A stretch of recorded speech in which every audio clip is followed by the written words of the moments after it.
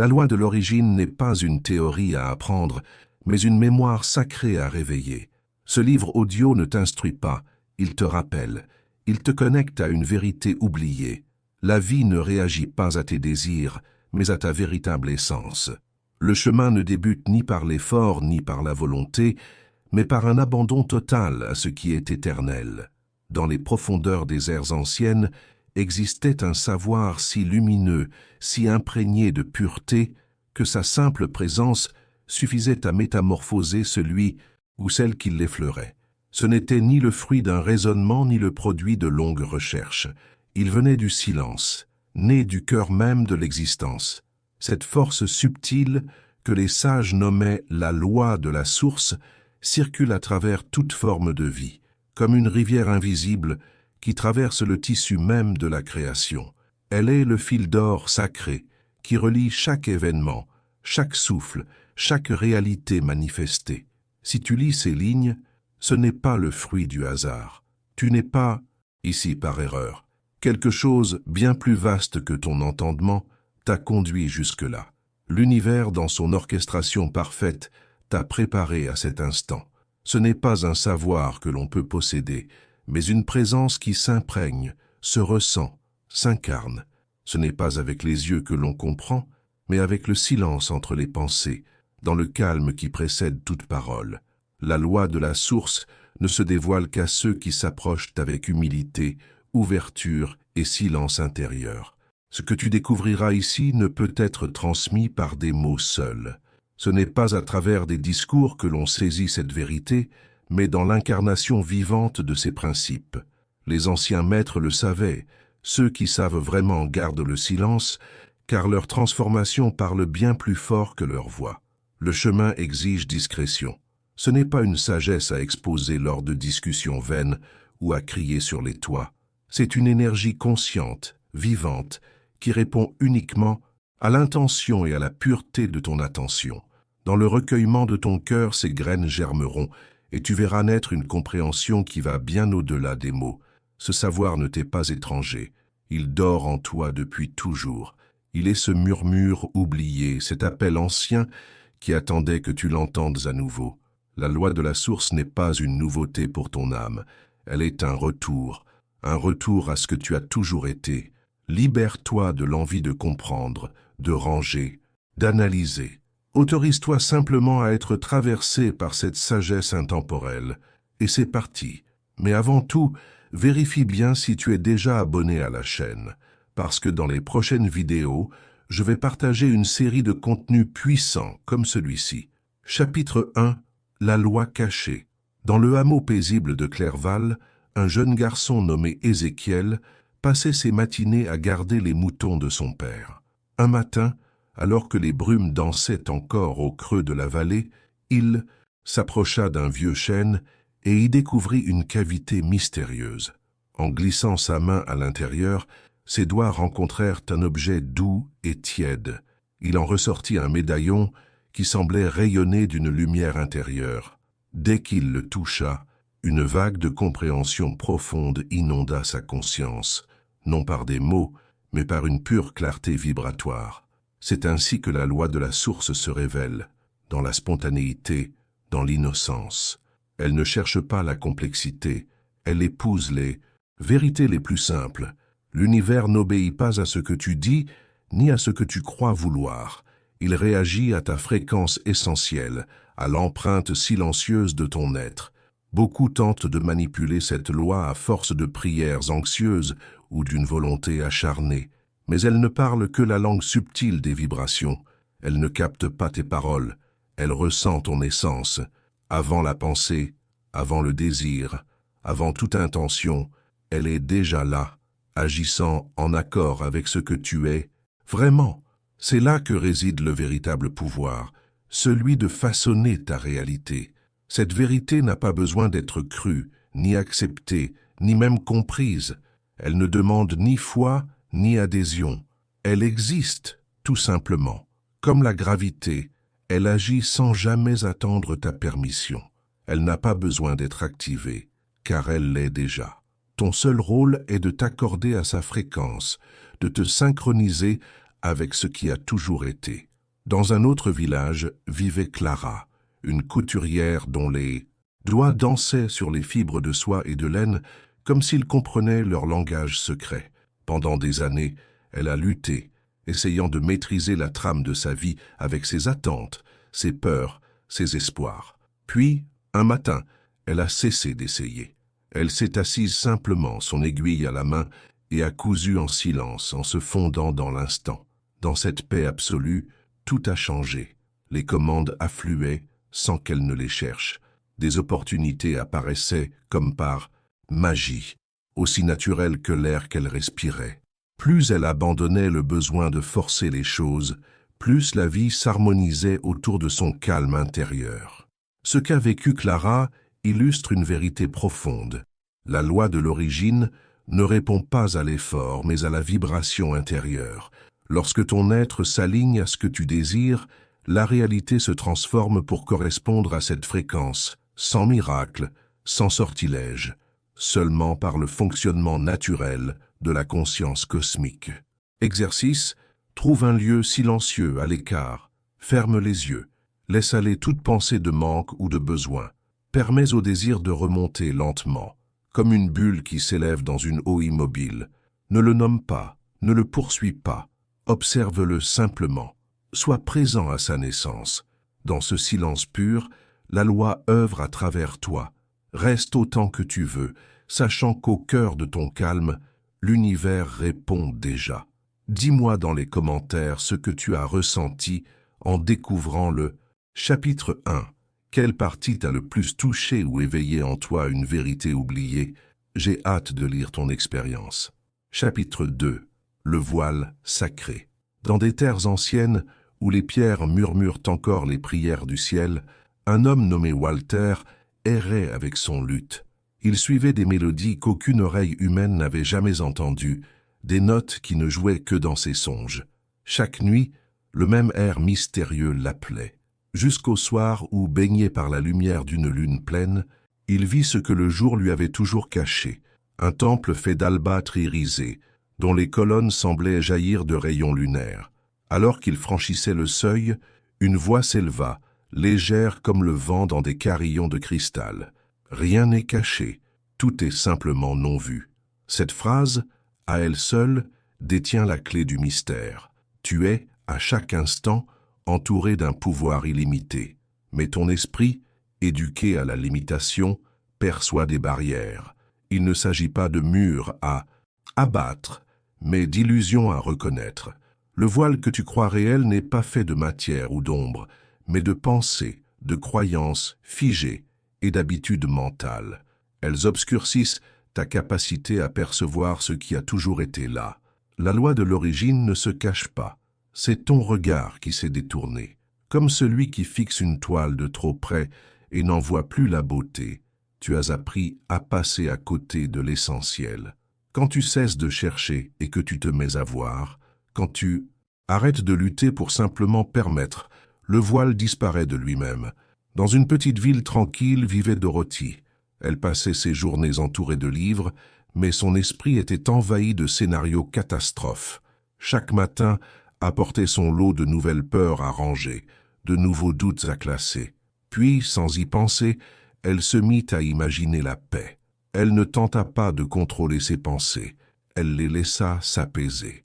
Elle s'autorisa à rester quelques instants dans un calme, sans attente, et peu à peu tout changea. Ce qui lui semblait insurmontable devint fluide. Les difficultés fondèrent d'elles-mêmes. Dorothy n'avait pas modifié sa vie extérieure. C'est son regard qui avait changé. Et ce simple changement intérieur l'avait reliée à la force constante de la loi de la source. Ce qu'elle a vécu, tu peux le vivre. Tu n'as pas besoin d'arracher le voile. Il tombe tout seul dès que tu cesses de l'alimenter. À chaque instant, cette loi te traverse. Qu'en sois conscient ou non, elle œuvre déjà à travers toi. Prendre conscience de cette force ne revient pas à la contrôler, mais à entrer volontairement dans son rythme sacré. Exercice. Choisis un espace tranquille, éclaire-le simplement avec la lumière d'une seule bougie. Assieds-toi confortablement face à elle, puis ralentis le souffle, laisse-le s'approfondir doucement. Les paupières détendues, fixe la flamme sans effort, laisse ton regard reposer dans sa danse silencieuse, tandis que tu observes son mouvement. Prononce intérieurement avec certitude « Je ne cherche pas, je vois ». Sens la vérité vibrer dans ses mots. Ne force rien. Laisse le voile se dissiper naturellement. La flamme, comme la lumière éternelle de la sagesse, révèle ce qui a toujours été là. Reste ainsi jusqu'à ressentir un basculement intérieur, une conscience plus profonde de cette loi invisible qui circule en toi à chaque instant. Chapitre 3. L'esprit ancien. Dans les collines brumeuses, où le temps semblait suivre d'autres lois, vivait Edwin, un horloger aux mains habiles, capable de façonner le temps lui-même. Chaque nuit, des visions étranges enterrent son sommeil. Des cercles s'entrelacent, des spirales respirent, des triangles semblent contenir le poids des siècles. Au matin, il les traçait d'une main tremblante, comme s'il tentait de saisir un sens enfoui juste au-delà de sa mémoire. Toi aussi, tu portes ce savoir ancien. Il n'est pas étranger à ton âme, même si ton esprit le découvre aujourd'hui comme une nouveauté. Cette sagesse murmure depuis ton tout premier souffle conscient. Ceux qui ont foulé la terre avant toi la connaissaient aussi bien que les cycles des saisons. Dans les monastères reculés, dans les temples oubliés, les sages gravaient cette vérité non pour la figer, mais pour rappeler aux futurs éveillés ce qu'ils avaient toujours su. S'éveiller, ce n'est pas avancer, c'est revenir. Ce n'est pas apprendre, c'est se souvenir. La source parle une langue plus ancienne que les mots. Elle communique à travers les signes dans tes rêves, les sensations profondes dans ta poitrine, les motifs que tu remarques dans la nature et qui semblent vibrer d'un sens caché. Ce ne sont pas des hasards, ce sont des fragments de mémoire qui refont surface. Dans un petit chalet entouré de fleurs sauvages, une enfant nommée Hattie passait ses journées à parler avec ce que les autres croyaient être un ami imaginaire. Cette présence, qu'elle appelait lumière, partageait avec elle des enseignements venus d'un lieu vaste, silencieux, intemporel. En grandissant, le monde l'a poussée à oublier, à renier ces échanges comme de simples jeux d'enfants. Pourtant, bien plus tard, assise dans son jardin, les souvenirs des paroles de lumière revinrent, et à sa grande surprise, ces paroles s'alignaient parfaitement avec les lois éternelles de la source. Ton enfance aussi recèle sans doute de tels trésors, instants de clarté, moments où le voile était mince et la vérité circulait librement. La source te parle depuis toujours, à travers des intuitions fulgurantes, des rêves plus vivants que l'éveil, des coïncidences trop parfaites pour être fortuites. Dans une méditation silencieuse, pose-toi cette question. Qu'ai-je oublié que je savais autrefois? Laisse ton esprit retourner à ces années pures, où tout semblait plus ouvert, plus fluide. Note ce qui remonte. Sensations, images, souvenirs fragmentés. Ne juge pas ce qui émerge. Certaines révélations paraîtront infimes, comme des morceaux d'un puzzle invisible. Si ce chapitre a résonné en toi, n'oublie pas de laisser un j'aime. Ce simple geste soutient cette énergie et permet à ces messages de toucher d'autres âmes prêtes à se souvenir. Il existe en toi une vérité plus vaste, en attente d'être rassemblée morceau par morceau. Fais confiance aux souvenirs qui murmurent doucement. Chacun porte en lui la graine d'une sagesse éternelle que ton âme connaissait autrefois avec clarté. À travers cette pratique intérieure, tu reconstruis peu à peu un pont invisible entre ta perception actuelle et ces visions limpides que tu possédais dans ton enfance lorsque tout semblait naturel et évident. À chapitre 4, le mot avant le monde. Dans des vallées oubliées, où flottent encore les échos d'une sagesse ancienne, vivait un ermite nommé Samuel. Depuis 3 décennies, ses lèvres n'avaient prononcé aucun mot. Chaque matin, il marchait lentement jusqu'aux pierres sacrées encerclant son humble refuge. Là, de ses mains usées par le temps, il traçait des symboles invisibles sur leur surface, des messages que l'œil ne pouvait déchiffrer, mais que les cœurs ressentaient. Les voyageurs qui traversèrent la vallée ressentaient les effets mystérieux de ces gestes. Les récoltes s'épanouissaient sans pluie, les maladies disparaissaient sans remède et la joie naissait sans raison. Personne ne comprenait ces bénédictions, mais toutes semblaient liées au rituel silencieux de Samuel. Tu dois comprendre une chose essentielle. Chaque mot que tu prononces émet des vibrations qui traversent le tissu invisible de la réalité. L'univers ne fait aucune différence entre une phrase dite à la légère et une parole sacrée. Il répond à toutes les fréquences de la même manière. Chaque mot est une graine que tu plantes dans le sol fertile de la création, et de cette graine naît ton monde. Trop de gens vivent en semant leurs mots au hasard, comme on jette des pièces dans une fontaine, sans conscience ni direction. Ils remplissent l'espace de plaintes, de bavardages, de jugements, sans voir que chaque son façonne leur destinée. Leur pouvoir créateur se dissout dans une mer de paroles sans vie. Dans un marché animé d'une ville côtière, une femme nommée Ruth était connue pour son verbe tranchant et ses langues trop actives. Sa boutique, autrefois foisonnante de merveilles venues des quatre coins du monde, se vida peu à peu. Les clients s'éloignèrent. Les étoffes précieuses devinrent ternes. L'or perdit son éclat, enseveli sous le poids de ses mots inutiles. Puis un jour, un vieux sage passa. Il n'acheta rien, mais offrit tout. Il lui murmura « Tes mots sont de l'or. Pourquoi les gaspilles-tu à raconter des histoires qui t'appauvrissent ?» Ce jour-là, Ruth comprit. Elle commença à veiller sur ses paroles comme on garde un trésor rare. Elle ne parlait plus que pour créer, bénir ou manifester. En quelques mois, sa boutique se transforma en un véritable sanctuaire d'abondance, né du pouvoir du silence sacré. Cette histoire reflète ton propre chemin.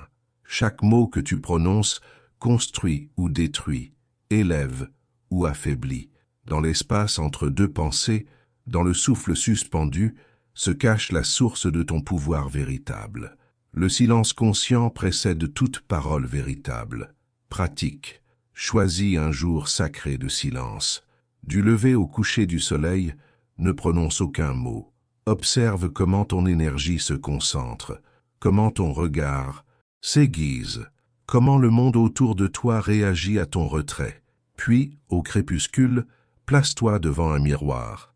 Reste immobile, inspire profondément 3 fois, et avec la plus grande clarté, prononce une seule phrase, une déclaration authentique, une bénédiction ou une intention. Ressens le poids, la puissance, la résonance de ces mots. Vois comme il est différent de parler après avoir goûté au silence sacré. Cet exercice te révélera la véritable force créatrice contenue dans chaque mot qui sort de ta bouche. Chapitre 5. La vibration est le commencement.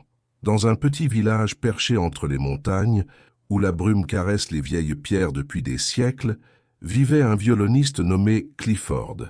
Chaque soir, à l'heure où les ombres s'étiraient entre les ruelles pavées, il se tenait à sa fenêtre, son violon glissé sous le menton. Mais il ne jouait pas d'air connu. Il faisait résonner une seule note pure, prolongée, cristalline, qui semblait fendre le voile du monde. Un soir, une veuve nommée Margaret passait sous sa fenêtre. Le deuil avait lentement terni son regard, et tout en elle semblait figé dans une teinte de gris. Mais au moment où la note s'éleva dans l'air, quelque chose changea. Ce son ne toucha pas ses oreilles. Il entra plus profondément jusqu'à son essence. Son chagrin, comme fondu dans la vibration, se transforma en paix douce, silencieuse, comme si cette note unique avait réaligné tout son être. Tu vois, la loi de la source ne s'exprime pas à travers le tumulte des émotions brutes, mais par la précision de la fréquence. C'est dans l'harmonie que naît la création, pas dans le désordre des sentiments dispersés. Lorsqu'on comprend cela, on cesse de chercher à forcer la manifestation. On commence à écouter le rythme intérieur. Ton état émotionnel agit comme une onde qui se propage dans le champ universel. Mais pour que cette onde se transforme en réalité, elle doit être cohérente, claire, stable. Dans une ville lointaine en bord de mer, Betsy vivait dans un déséquilibre constant. Sa boutique déclinait, ses liens affectifs s'effondraient et le malheur semblait la suivre à chaque pas. Elle accusait le destin, les autres, la malchance, sans jamais comprendre que c'était son chaos intérieur qui émettait une vibration qui attirait exactement ce qu'elle redoutait le plus. Un matin, alors qu'elle observait les vagues s'échouer en cadence sur le rivage, quelque chose s'éveilla en elle. Elle perçut la régularité parfaite de leurs mouvements, comme si l'océan obéissait à une musique invisible. Et elle comprit, elle aussi pouvait s'accorder, vibrer avec plus de justesse. Jour après jour, elle commença à ajuster son énergie intérieure, comme un musicien qui accorde son instrument. Et au fur et à mesure que sa fréquence se transformait, sa vie changeait autour d'elle. Ton corps lui-même est un instrument sacré. Chaque pensée, chaque émotion vibre vers l'extérieur, touchant le champ infini de potentialités. Lorsque tu vibres dans le désaccord, tu attires le désordre. Mais lorsque tu vibres avec justesse en syntonie avec l'harmonie cosmique, l'univers te répond avec une précision divine. Pratique. Chaque matin, accorde-toi un moment dans un lieu calme. Assieds-toi confortablement. Ferme les yeux, puis laisse monter un son grave, doux, prolongé, un simple hum. Sens-le vibrer dans ta poitrine, s'étendre lentement à travers ton corps, comme des cercles sur une eau immobile, tandis que tu soutiens ce son sacré.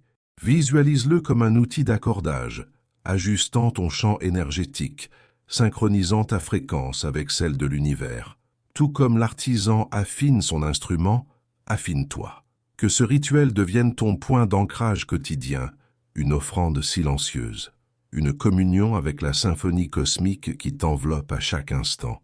Derrière les murs silencieux de la ville, Thomas sculptait le bois avec des mains qui semblaient en savoir plus que son propre esprit. Chaque matin, quand la lumière dorée de l'aube caressait son atelier, il se tenait debout devant son établi, respirait profondément et laissait son être s'enraciner dans une immobilité parfaite. Il faut comprendre ceci. La loi ne répond pas à ce que tu dis vouloir. Elle réagit à la somme totale de ton énergie, à ce que tu es dans ton ensemble, consciemment et inconsciemment. Thomas l'avait découvert dans les nervures du bois. Quand son cœur vibrait de joie, les fibres semblaient chanter sous ses doigts, épousant chaque geste comme l'eau épouse la main. Mais les jours où la colère ou le doute obscurcissaient son intérieur, même les bois les plus tendres lui résistaient, devenaient rugueux, durs, récalcitrants. Voilà le véritable sens de l'alignement. Lorsque tes pensées, tes émotions et tes actes s'accordent dans une seule et même direction, beaucoup essaient de manifester leurs désirs à travers la force brute de leur volonté, sans comprendre pourquoi rien ne se matérialise. Mais l'univers ne réagit pas à l'attention, il répond à l'harmonie. Lorsque ton esprit appelle l'abondance mais que ton cœur tremble face au manque, tu crées un désaccord. Quand tes mots prononcent la confiance, mais que tes actions expriment la peur, ton pouvoir se disperse. L'histoire de Nie illustre bien cette vérité universelle. Pendant des années, elle priait chaque nuit, suppliant le ciel de lui accorder santé et vitalité. Mais derrière ces mots emplis de foi, se cachait une peur profonde de tomber malade. Elle consommait des aliments supposés guérisseurs, tout en imaginant le pire. Elle parlait de bien-être, mais préparait son corps à la maladie. Elle était divisée en elle-même, et tant que son être restait fragmenté, la loi restait silencieuse. Ce n'est que lorsqu'elle comprit l'importance de l'unité intérieure que le changement s'amorça. Elle cessa de lutter contre ce qu'elle redoutait et commença à aligner pensée, émotion et gestes dans une même vibration.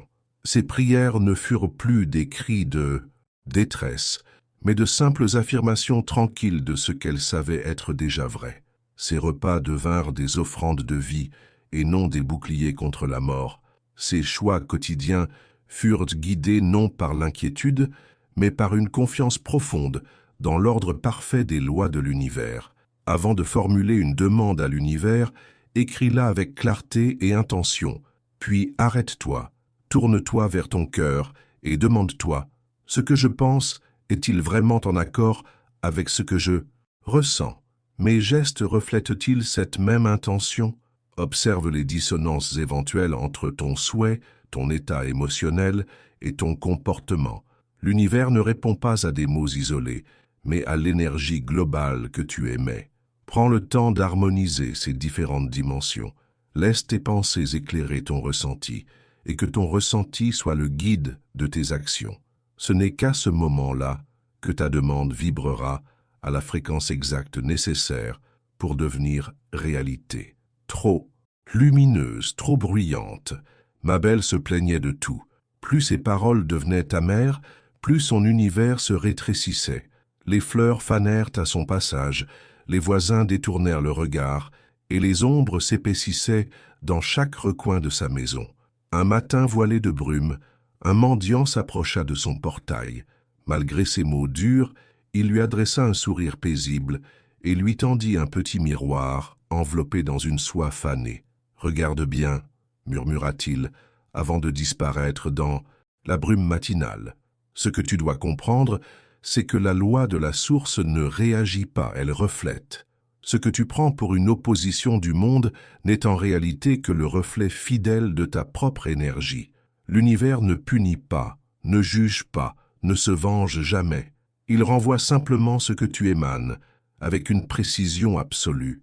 Lorsque Mabel posa les yeux dans le miroir, elle recula d'effroi en découvrant sur son visage les marques profondes laissées par l'amertume.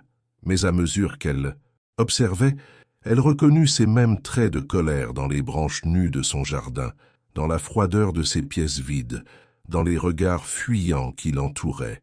Le monde s'était façonné comme une réplique vivante de son paysage intérieur. Cette vérité se manifeste également dans l'histoire de Howard. Prédicateur passionné, il tenait chaque semaine sur la punition divine, traquant le péché et l'indignité sur tous les visages. Mais peu à peu, sa communauté se mit à le juger avec la même sévérité. Chaque reproche, chaque murmure contre lui n'était qu'un reflet de son propre jugement, projeté vers l'extérieur. Ce n'est que lorsqu'il vit son propre visage dans les regards critiques de ses fidèles que son message changea, et, comme par magie, les cœurs autour de lui commencèrent à s'adoucir. Tu dois comprendre ceci, l'univers n'est jamais contre toi. Il ne le peut pas. Il agit simplement comme un miroir cosmique qui reflète l'énergie que tu envoies. Lorsque tu rencontres un obstacle, ne cherche pas la cause à l'extérieur. Cherche en toi ce qui vibre encore à cette fréquence. Lorsque quelque chose persiste, ne demande pas « pourquoi cela continue ?» mais plutôt « qu'est-ce qui, en moi, continue à créer cela ?» La loi enseigne que ton expérience ne t'arrive pas. Elle passe à travers toi. Chaque situation, chaque rencontre, chaque événement en apparence anodin contient un message sur ton état intérieur. Le monde devient alors ce miroir vivant, t'offrant à chaque instant l'opportunité de reconnaître, de comprendre, de réaligner ton énergie. Pratique. Chaque soir, avant de t'endormir, accorde-toi un instant de calme. Pose-toi cette question simple mais puissante. Qu'est-ce que le monde m'a révélé aujourd'hui sur moi-même? Laisse ton esprit revisiter les événements du jour, les interactions, les défis, les joies, les contrariétés. Comme si tu déchiffrais des lettres cachées dans le tissu du quotidien, cherche les messages, remarque les motifs qui se répètent. Ils ne sont pas fortuits. Ce sont des signes, des repères vers une compréhension plus profonde. Observe comment ton état intérieur a influencé ces expériences. Note les révélations qui émergent, même les plus subtiles. Ce rituel simple, répété chaque jour, t'éclairera progressivement sur la manière dont ta vibration façonne ton univers. Ce feu intérieur que tu ressens, cette intensité qui te brûle doucement, ne vient pas de l'ego. C'est l'univers lui-même qui trace ton chemin. Francis, tourmenté par ses rêves récurrents d'une porte dorée, décida un jour de chercher conseil auprès d'un vieux sage vivant au sommet des montagnes. Celui-ci lui dit simplement « Cette porte est l'appel de ton désir. Ce n'est pas à toi de le remettre en question, mais de le respecter. » Tant d'âmes trébuchent à ce carrefour, croyant à tort que leurs aspirations profondes sont égoïstes ou indignes. Pourtant, le véritable désir, celui qui chuchote dans les songes, qui serre doucement ton âme, est une forme d'instruction divine. Il se manifeste à travers toi comme une impulsion sacrée. Le rejeter, c'est résister au courant même de la création. Regarde Joe, un homme au don de guérison puissant. Il pouvait soulager par le simple toucher, mais il refusa de croire en cette capacité. Ce pouvoir ne peut m'appartenir, pensait-il, choisissant une vie d'effacement et de silence. Les mois passèrent, sa force diminua, son énergie s'éteignait peu à peu. Il en arriva à ne plus pouvoir se lever. Ce n'est qu'au moment où il accepta pleinement son don qu'il reconnut son désir profond, que la santé revint, jaillissant en lui comme une source libérée après un long hiver. Cette histoire reflète ton propre voyage. Quels désirs as-tu enfouis au plus profond de toi? Lesquels as-tu rejetés, pensant qu'ils étaient impossibles, irréalistes ou indignes? La loi de la source s'exprime précisément à travers ces élans sacrés. Lorsqu'un rêve revient, lorsqu'un appel intérieur te hante sans relâche, ce n'est pas du hasard, c'est la vie elle-même qui cherche à se révéler à travers toi. Tes désirs ne sont pas séparés de la loi, ils en sont l'expression vivante. Les honorer, c'est danser avec le courant de la création. Les refuser, c'est se détourner de sa propre essence. Exercice. Prends un instant maintenant. Nomme à voix basse un désir profond que tu as longtemps caché, même à toi-même. Choisis celui qui, rien qu'à l'imaginer, fait vibrer ton cœur d'excitation et de crainte. Écris-le sur un petit bout de papier, même si ta main tremble. Tiens-le contre tes lèvres et murmure ton désir, comme une prière secrète offerte à l'univers. Puis, avec respect, brûle le papier. Regarde les cendres se disperser dans l'air. Et sache, au plus profond de toi, que la loi a entendu ta vérité murmurer. Elle t'écoutait bien avant que tu trouves le courage de la prononcer. Ce simple rituel marque le début de ton alignement avec le dessein divin que la loi de la source a prévu pour ta vie. Et si les autres se moquèrent de moi? C'est la question qui hantait Edna. Que penseront-ils de mon don? Murmurait-elle en secret. Pourtant, plus ses doutes grandissaient, plus les signes autour d'elle se multipliaient.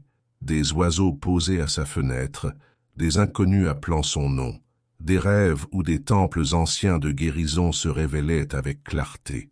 Ce n'est que lorsqu'elle comprit que cette peur d'être jugée n'était pas un ennemi, mais le dernier gardien placé devant la porte de sa destinée, que son don s'épanouit pleinement.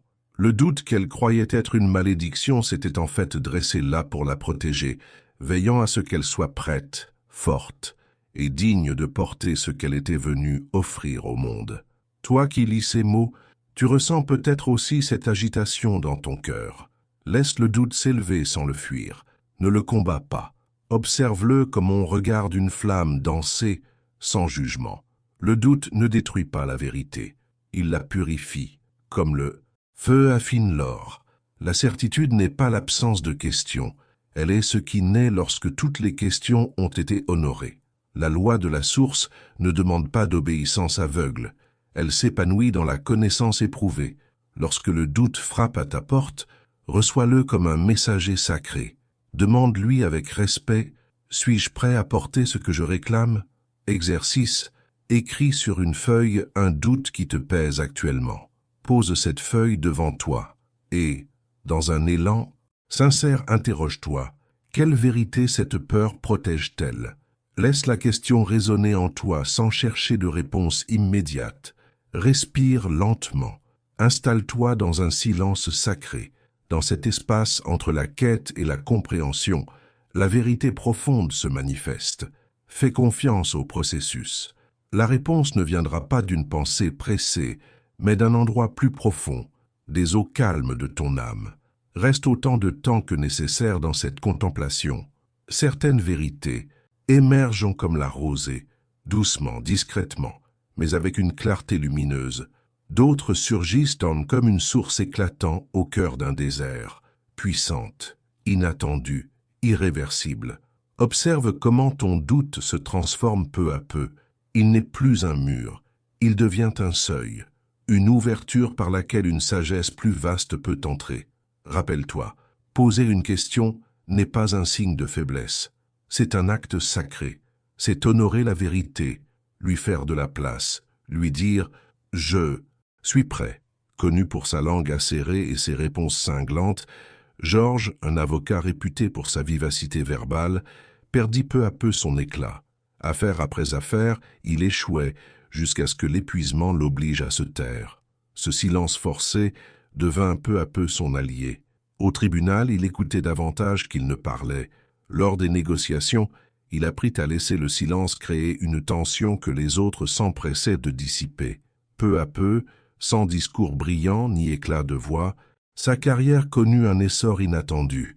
Ce n'est pas par la ruse qu'il triompha, mais par la maîtrise subtile de l'immobilité. Le silence n'est pas un vide, il est une pleine présence, l'expression la plus dense de l'être. Il est la terre obscure d'où naît toute manifestation.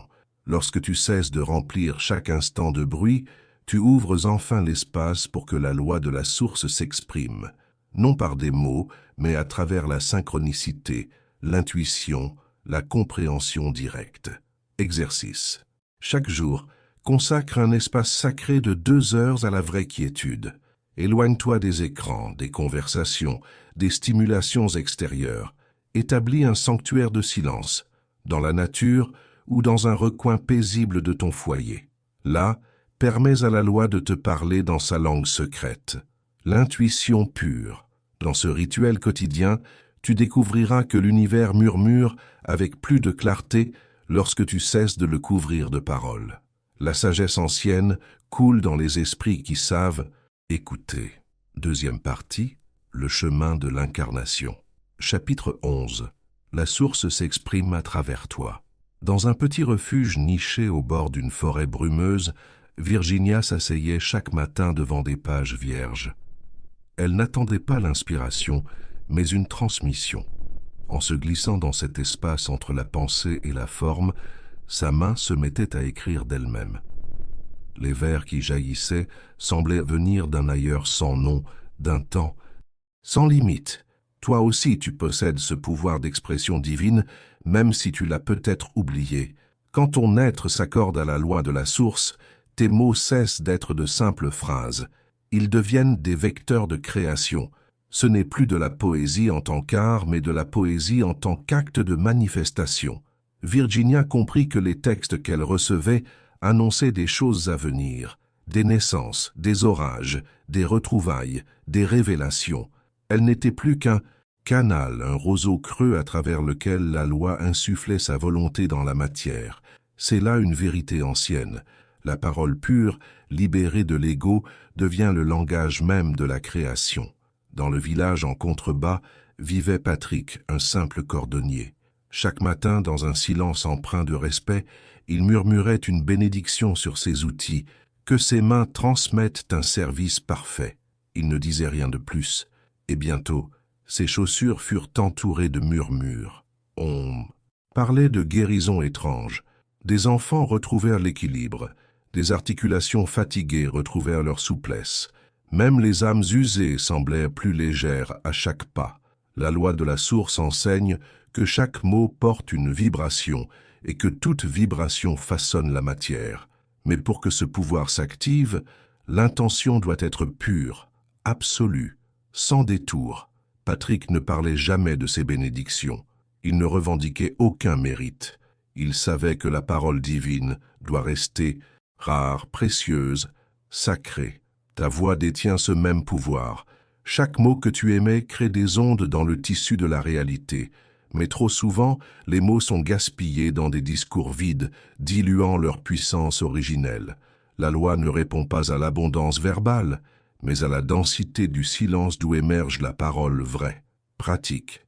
Choisis aujourd'hui une seule phrase qui ait un sens profond pour toi. Une phrase qui concentre ton intention la plus sincère. Exprime à haute voix cette vérité qui résonne au plus profond de ton être. Dis-la avec respect, avec foi, comme si l'univers lui-même t'écoutait et te répondait. Que chaque mot jaillisse non d'un mental agité, mais de cette paix ancienne logée dans le sanctuaire de ton cœur. Laisse ta parole s'élever doucement de ce silence intérieur sacré comme une offrande invisible. Sens la vibration se propager dans ton corps entier, comme une onde pure portée par ta voix. Chaque syllabe devient alors un messager chargé de ton intention, portant l'écho vibrant de ta certitude. Observe l'air autour de toi changer, se réorganiser, comme s'il reconnaissait la puissance d'une parole consciente. Crois-le, un seul mot prononcé depuis cette profondeur sincère possède plus de pouvoir qu'un millier de phrases creuses énoncées sans but, car ce mot ne vient pas de toi uniquement, il jaillit de la source même de ta vérité divine. C'est ainsi que, par la pratique de la parole sacrée, tu entres peu à peu dans la compréhension d'un art ancien, celui d'ordonner les forces invisibles qui sculptent la réalité. Chapitre 12. Le sacré oui et non. Dans une petite école aux murs couleur lumière d'aurore, Géraldine faisait face à sa classe jour après jour. Son sourire, doux et constant, dissimulait une fatigue croissante qui grignotait sa lumière. Elle était aimée, respectée, admirée, mais vidée. Elle avait dit oui à tout, sans pause, jusqu'à ne plus entendre son propre souffle. Tu vois, la loi de la source ne réagit pas seulement à ce que tu acceptes, mais aussi à ce que tu refuses.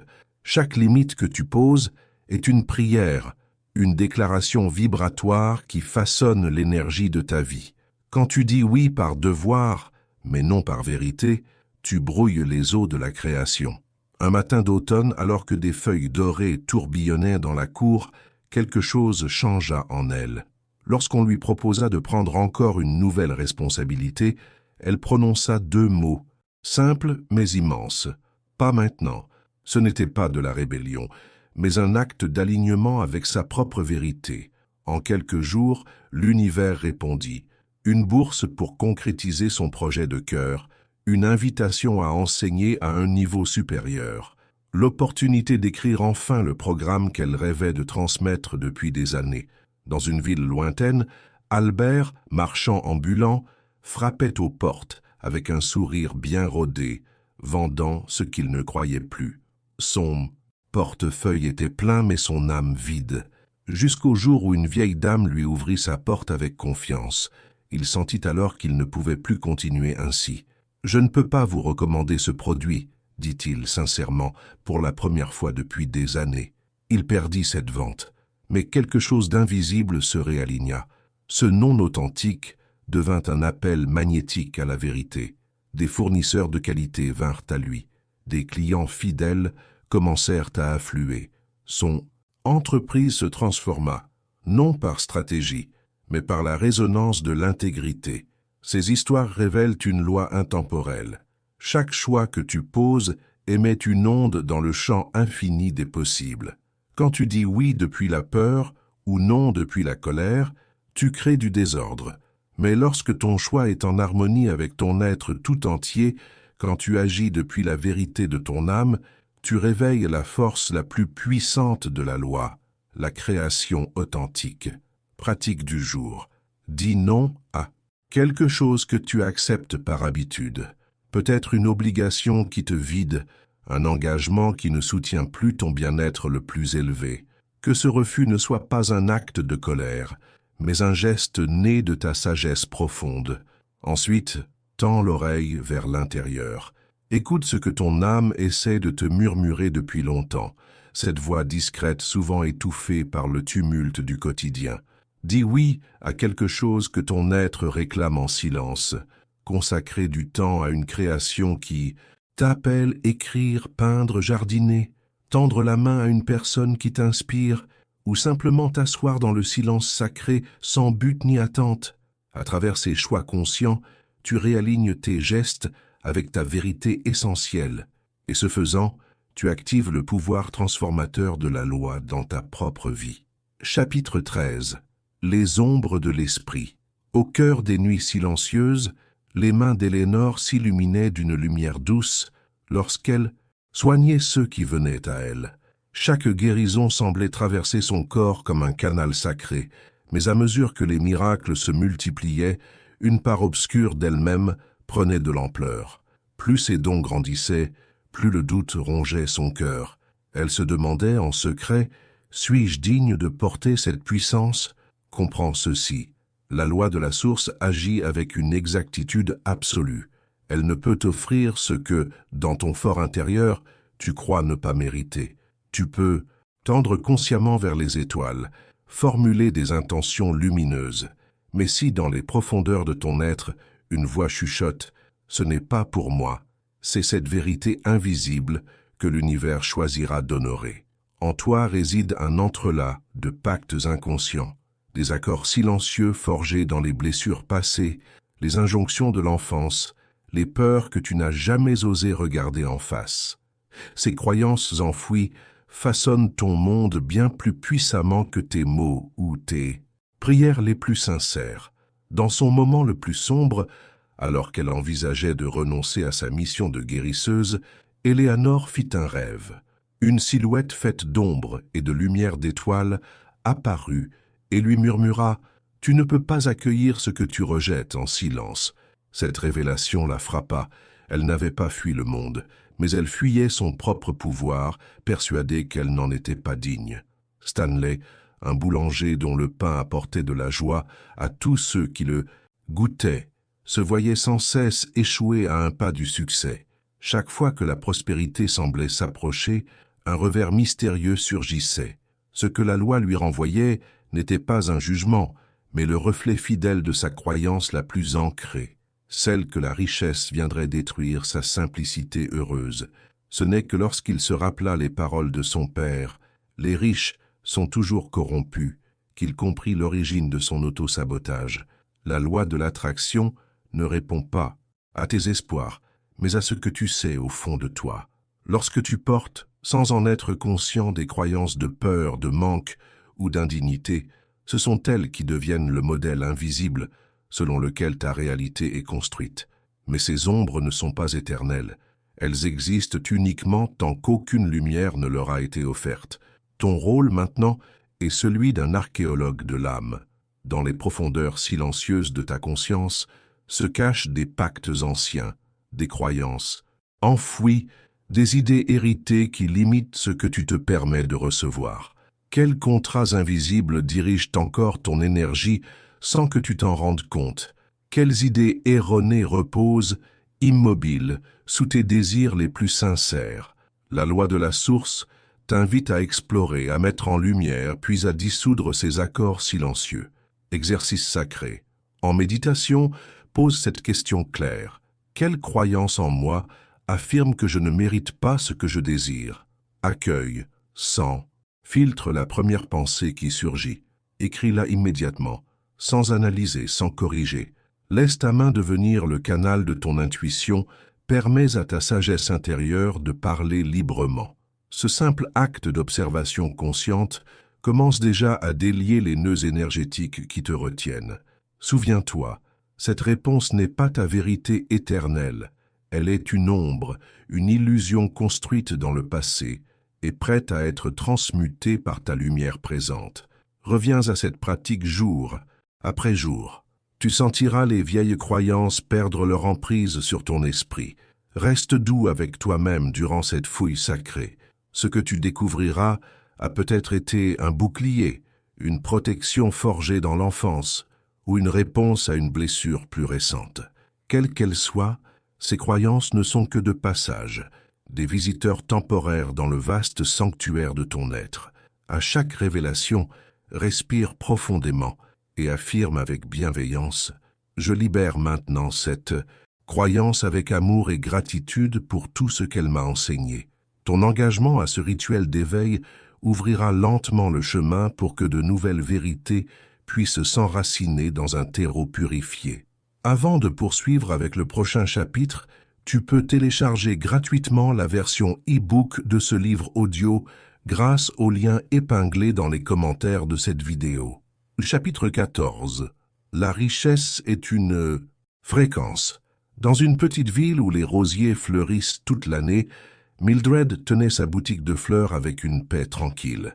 Sa caisse n'était jamais bien pleine, souvent juste de quoi couvrir la journée, mais son existence rayonnait d'abondance.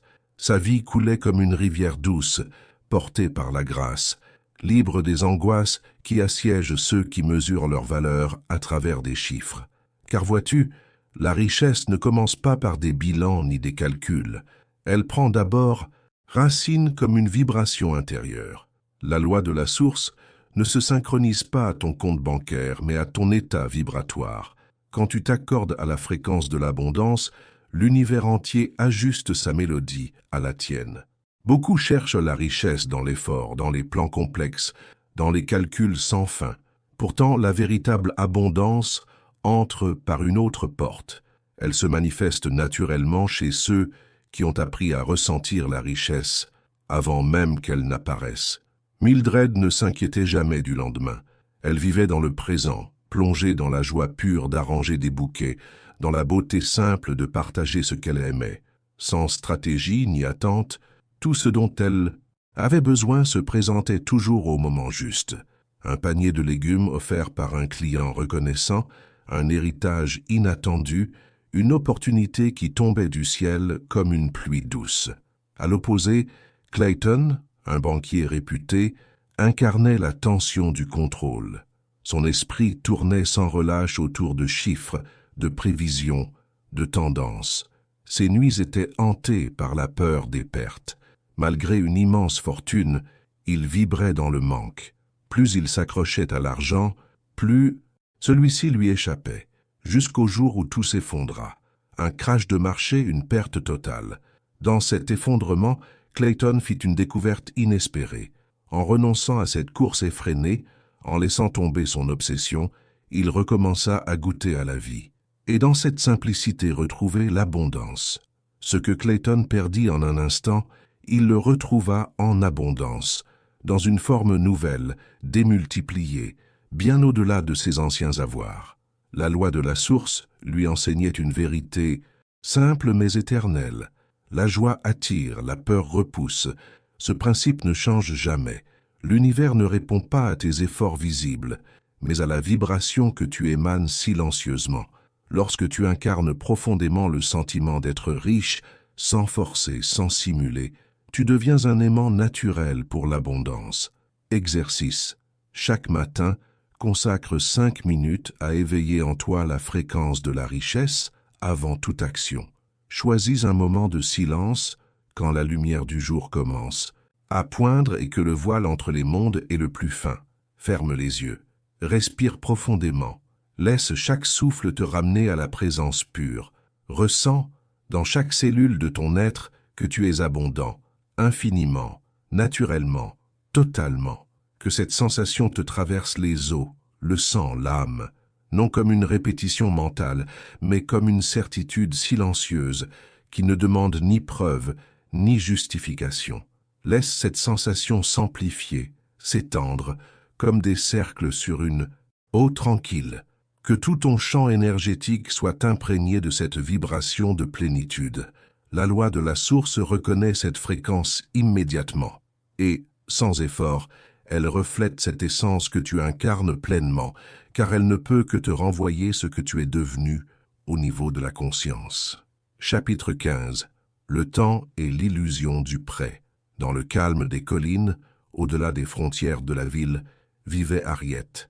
Seule, dans l'ancienne maison de sa grand-mère, elle gardait ses rêves comme on préserve des tissus précieux dans un coffre en cèdre, trop beau, trop fragile pour être utilisé. Chaque matin, elle ouvrait ce coffre invisible. Y reposaient ses envies de créer une petite librairie, de voyager vers des rivages lointains, de vivre une autre vie. Elle les caressait du bout des doigts, les contemplait, puis les repliait soigneusement, les rangeant en attendant ce moment idéal qui, jour après jour, n'arrivait jamais. Vois-tu, le temps n'est pas un fleuve qui s'écoule devant toi, il est un bassin immobile dans lequel tu te tiens déjà. La loi de la source ne connaît ni demain ni plus tard, elle ne reconnaît que maintenant. Puis un jour, une tempête surgit sans prévenir. Le vent déchira ce quotidien figé, la maison trembla, les tuiles s'envolèrent comme des feuilles de jeu. Au matin, il ne restait plus rien de l'abri que Harriet avait érigé autour de son attente. Face à l'imprévisible, elle ouvrit son coffre de rêves et découvrit qu'il n'avait jamais cessé de l'attendre. En quelques jours, elle signa un bail pour un petit local. En quelques semaines, sa librairie ouvrait ses portes. Ce n'étaient pas ces années de réflexion que l'univers avait entendues, mais ce moment précis où elle était passée à l'action. Tout s'aligna alors. Soutien, ressources, synchronicité. Comme si chaque chose avait été patiemment en coulisses, attendant son signal. Dans un monastère perché dans les hauteurs, Franklin portait lui aussi le fardeau du un jour. S'aventurant, il remplissait des carnets entiers de plans pour une école idéale qu'il construirait quand tout serait parfait.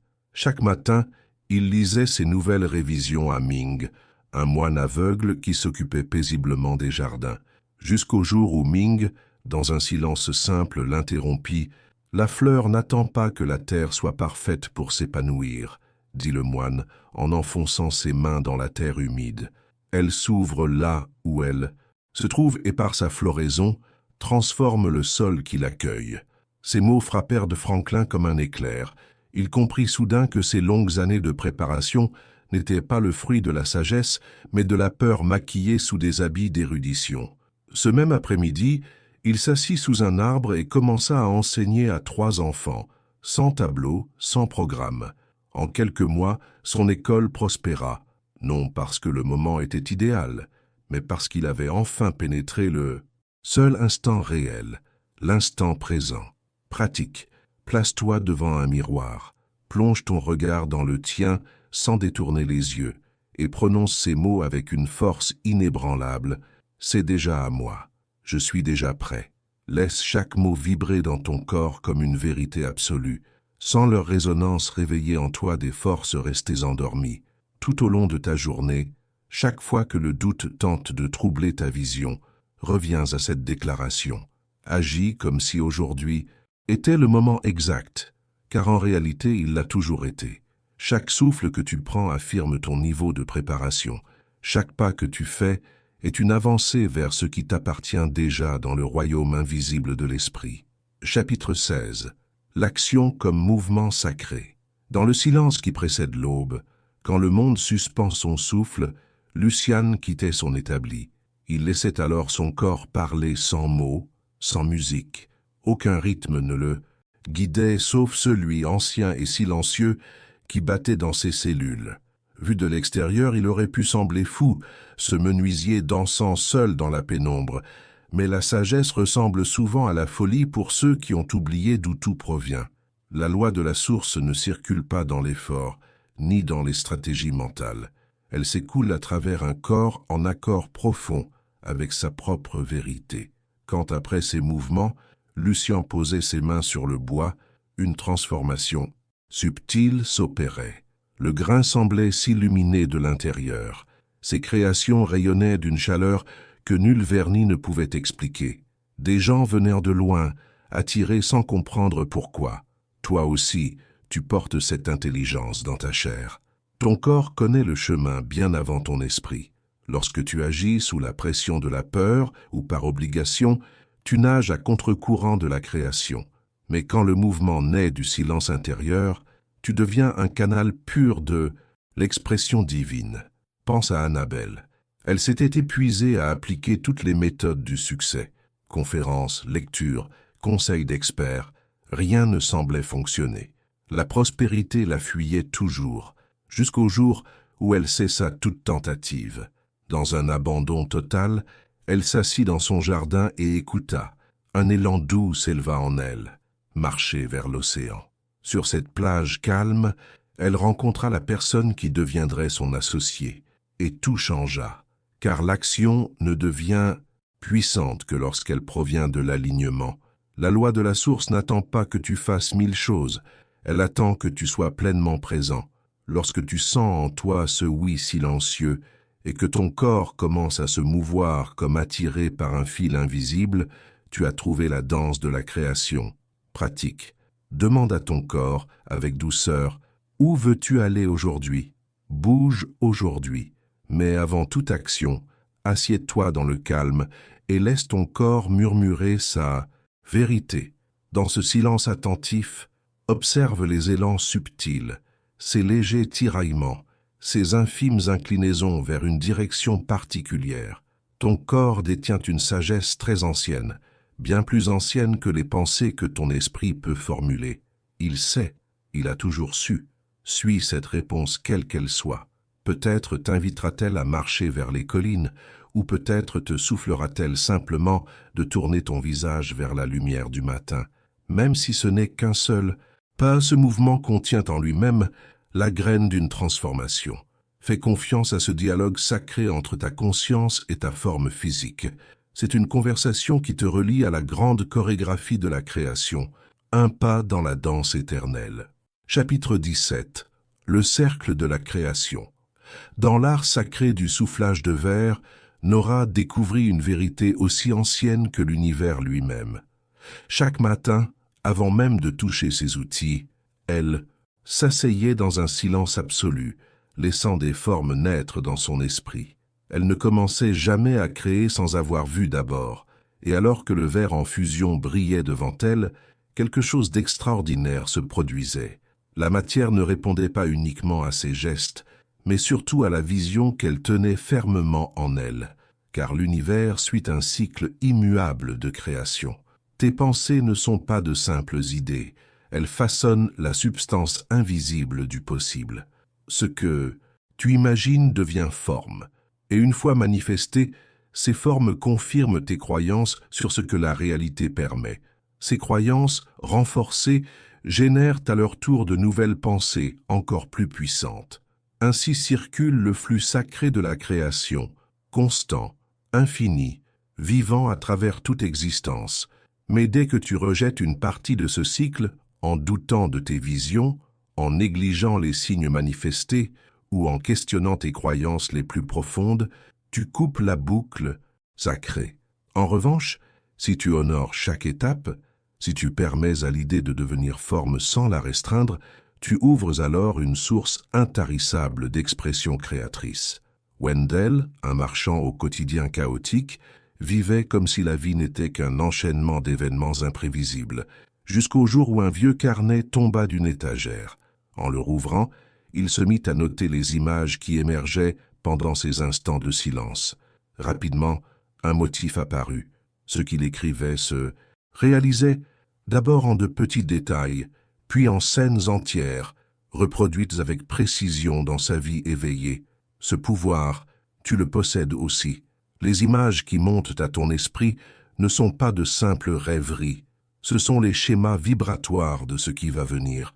La loi de la source ne réagit pas à tes souhaits flous, mais à ce que tu vois avec tant de clarté que cela semble déjà réel.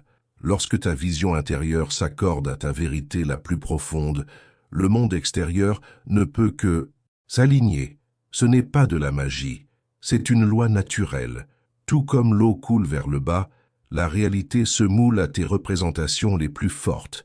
Les images que tu portes ne sculptent pas seulement ton futur, elles transforment ta perception du présent et élargissent ton regard sur ce que tu croyais possible. Et à mesure que tes croyances s'ouvrent, ta capacité à visualiser grandit elle aussi. De plus grandes manifestations naissent toujours d'une vision claire et alignée. C'est la danse éternelle de la création, une chorégraphie subtile qui traverse chacun de tes instants, agissant à travers toi sans cesse. Exercice. Prends un moment pour écrire ta vision du lendemain matin comme si elle était déjà arrivée. Ne formule pas des souhaits, écris des souvenirs. Décris chaque détail avec la précision d'un vécu réel. La chaleur du soleil sur ton visage, le goût réconfortant de ta première gorgée, la paix sereine qui habite ton cœur. Ressens tout cela maintenant, dans ton corps, comme une certitude gravée. Fais de cette vision un tableau si riche, si vivant, que ton esprit ne puisse plus faire la différence entre ce qui est imaginé et ce qui est réel. Car c'est ainsi que la loi répond, en attirant vers toi la forme qui correspond à l'image que tu portes avec foi. Aussi sûrement que l'aurore succède à la nuit, ton demain prend forme dans l'aujourd'hui de ta création consciente. Chapitre 18. Le gardien du seuil, au cœur. D'une nuit profonde, Florence se retrouva face à une ancienne porte dressée au milieu du silence. Sa surface était gravée de symboles changeants, dansant sous la lumière lunatique. Là, une silhouette émergea de l'obscurité.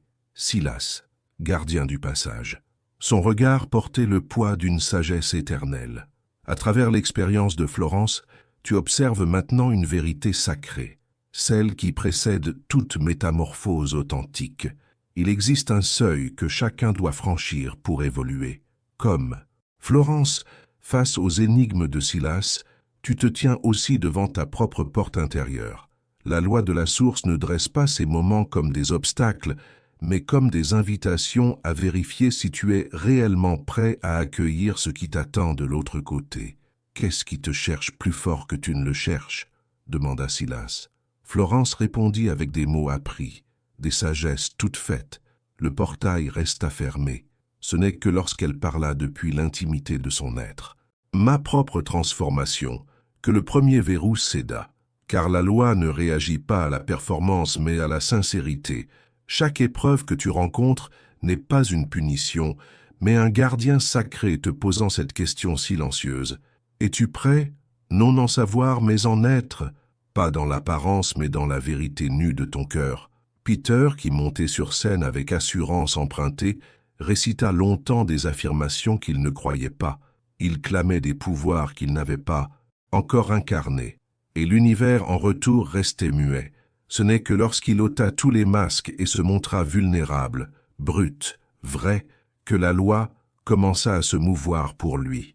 Le seuil ne s'ouvre ni à la force ni à l'intelligence.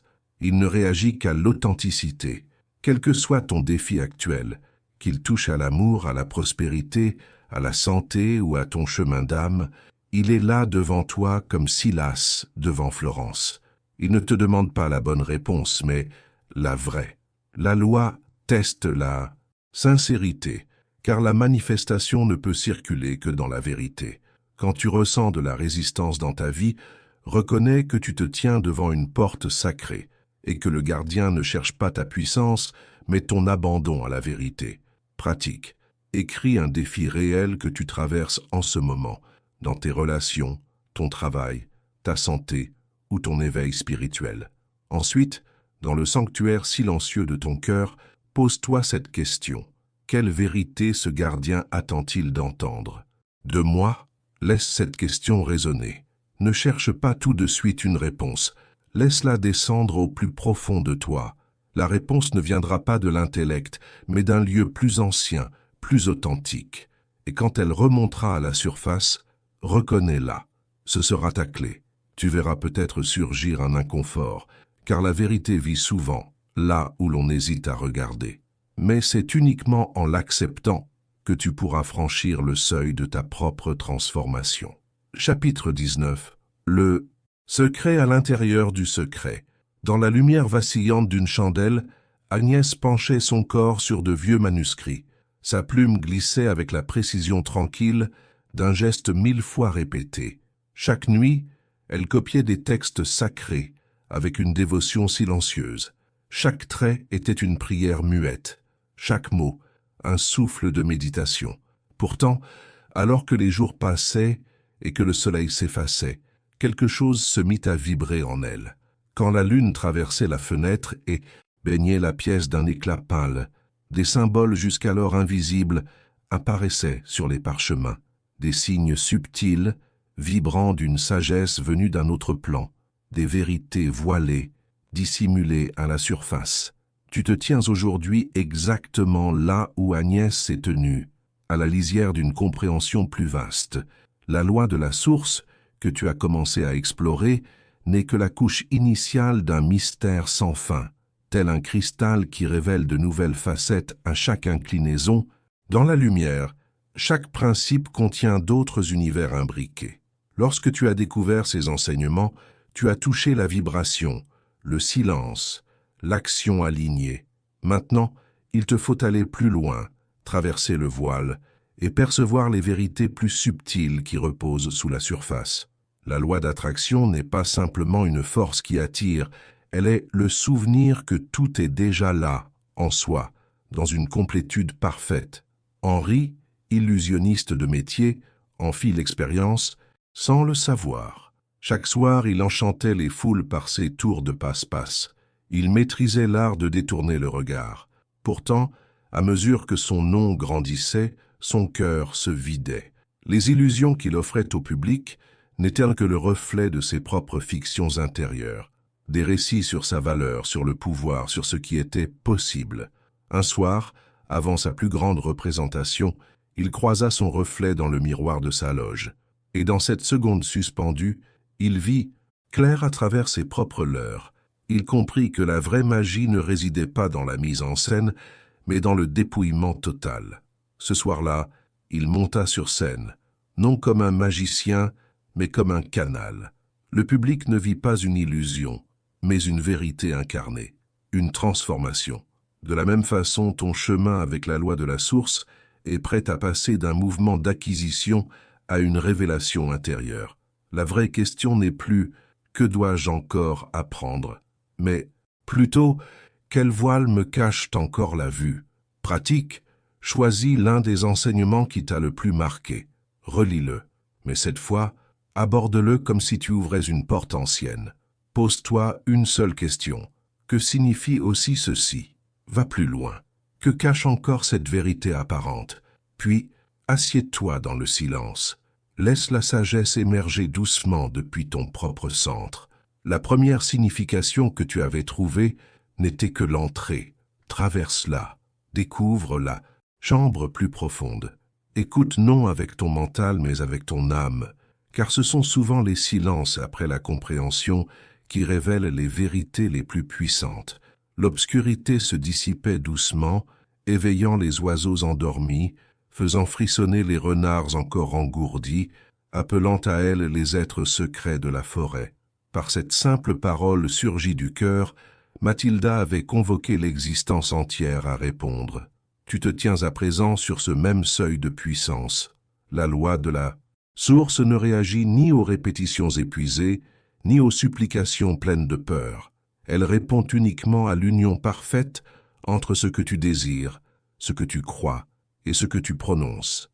Quand chaque fibre de ton être vibre en harmonie avec ce que tu déclares, la création entière se courbe et s'organise pour honorer ta parole. Eugène, longtemps sceptique face à de telles idées, découvrit cette vérité dans le silence cristallin de l'aube. Toute une vie à douter l'avait vidé de sens jusqu'au jour où il se mit à parler ses rêves, non comme des souhaits, mais comme des vérités déjà tissées dans le tissu de la réalité. Chaque matin, il prononçait une affirmation simple, puis vivait sa journée comme si cette réalité était déjà pleinement manifestée. En quelques semaines, sa vie se transforma. Le monde autour de lui semblait s'ajuster à ses déclarations intérieures, comme une chorégraphie invisible répondant à une mélodie qu'il portait enfin en lui.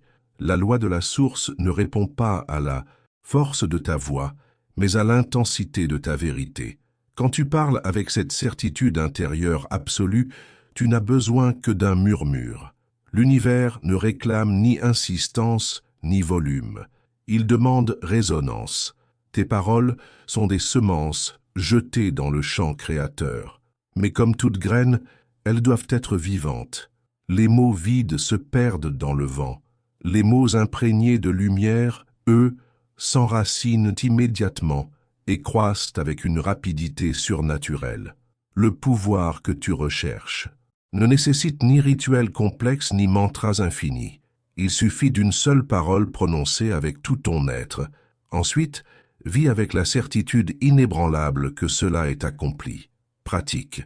Trouve un lieu sacré, intime, seul, debout, ferme les yeux et plonge-toi dans un silence parfait. Quand tu sens que le moment est venu, prononce une seule phrase, une seule, une déclaration pure, portée par la conviction la plus profonde. Laisse-la surgir de l'intérieur, porter tout le poids de ta vérité. Dis-la une fois, c'est tout ce qu'il faut. Puis avance dans ta journée comme si tout était déjà accompli, avec cette conscience limpide que l'univers t'a entendu, que la graine a été plantée et que les rouages de la manifestation sont déjà en mouvement. Ton seul rôle désormais, vivre depuis cet espace de complétude, en laissant le déroulement suivre son rythme sacré. Troisième partie, Le silence du maître. Chapitre 21. La couronne invisible. Dans une petite ville où les feuilles d'automne flottaient entre les ruelles silencieuses, Lial s'occupait avec tendresse des jardins publics. Il arrivait chaque matin avant le lever du soleil, parlant doucement aux fleurs, les appelant par leur nom, comme on appelle de vieux amis. Puis il remarqua quelque chose d'étrange. Des passants, emportés par leur quotidien, ralentissaient en le croisant. Certains inclinaient légèrement la tête, presque inconsciemment, comme s'ils reconnaissaient en lui une autorité qu'ils ne pouvaient expliquer, car lorsque tu es totalement aligné avec la loi de la source, une couronne invisible vient se poser sur ta tête. Ce n'est pas une couronne de pierres ou d'or, mais de lumière, une présence silencieuse que les autres ressentent avant même de la comprendre. Cette vérité se révéla à Lial une nuit. En rêve, il vit des rivières de lumière pure descendre du ciel et former autour de lui un cercle rayonnant. À son réveil, il comprit, la véritable autorité n'a pas besoin de se proclamer. Elle se vit. La loi de la source n'agit jamais par la contrainte. Elle se transmet par fréquence. Ceux qui se sont fondus en elle portent une vibration que nul ne peut nier. Leur simple présence parle pour eux, sans l'exiger, sans le réclamer. La reconnaissance vient naturellement à celui qui se souvient de son origine divine. Il ne s'agit pas ici de l'autorité superficielle des titres ou des fonctions, mais de la révérence spontanée que l'on ressent envers celui ou celle qui a retrouvé sa véritable nature. Pense à Evelyne. Son parcours incarne cette vérité. Autrefois, elle emplissait les pièces de discours infinis sur la spiritualité, espérant secrètement que ses mots lui vaudraient validation et admiration. Mais un jour, elle apprit à contenir sa force dans le silence. Ce fut alors qu'un basculement profond se produisit. Ceux qui l'évitaient autrefois vinrent à elle, non plus pour ses mots, mais pour sa paix. Elle avait compris ce que tu dois maintenant. Intégrer. Le vrai pouvoir spirituel attire. Il ne poursuit jamais. Cette sagesse est au cœur même de la manifestation. Lorsque tu te tiens pleinement dans ta vérité, l'univers entier se réorganise pour t'en faire écho. Tu n'as rien à prouver. Tu n'as rien à déclarer. La loi reconnaît ses enfants et à travers toi, elle appelle les autres. Ta seule présence devient un enseignement silencieux. Ta paix devient un signal. Ta certitude devient un passage, un pont pour les autres.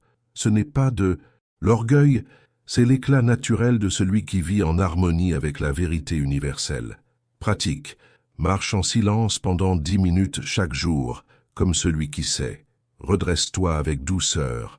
Que ton regard soit tranquille, mais clair. Que tes pas soient inconscients. Observe. Regarde comment le monde réagit à ta posture intérieure. Comment les passants s'écartent légèrement. Comment certains croiseront ton regard, intrigués par une lumière qu'ils ne sauraient nommer.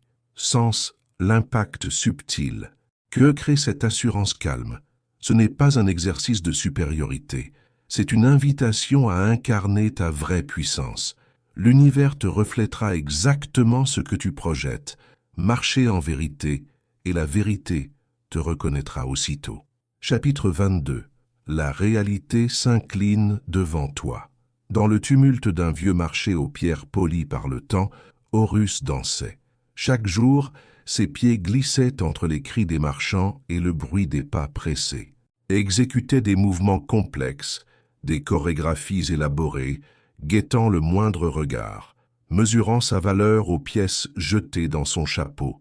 Mais un matin, quelque chose changea en lui. Un souvenir s'éveilla, celui du tout premier jour, celui du pourquoi. Il se rappela qu'il dansait, non pour être vu, mais parce que le mouvement était sa vérité. Tu dois comprendre cette vérité essentielle. La loi de la source ne répond pas à ce que tu fais, mais à ce que tu es. Quand Horus cessa de chercher à impressionner et devint littéralement la danse, le vent se mit à souffler en rythme avec ses gestes. Les enfants cessèrent de jouer pour l'observer, mais ils ne regardaient pas un corps bouger, ils regardaient une lumière rayonner. Sans tendre la main, son chapeau débordait. Sans élever la voix, une foule silencieuse s'asseyait à ses pieds. Voici le secret que tant d'âmes recherchent en vain. La création n'émerge pas de l'effort, mais de l'incarnation.